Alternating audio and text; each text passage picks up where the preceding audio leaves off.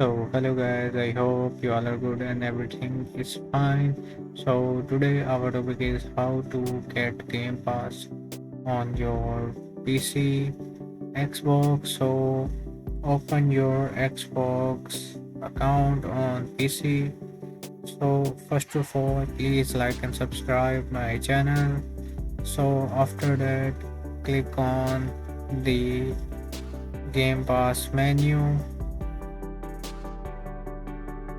So after clicking on Game Pass menu, you can see here some games and click on any of the game.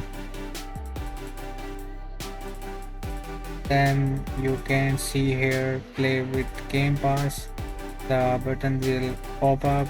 Click on the play with Game Pass.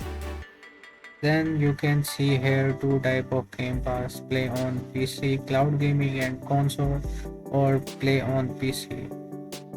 If you want cloud gaming and also console Game Pass, you can get in $9, or if you want play on PC or install games on your PC, you can join for $1 for 14 days.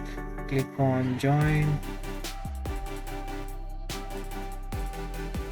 then wait a minute and accept the terms and conditions, then click on next.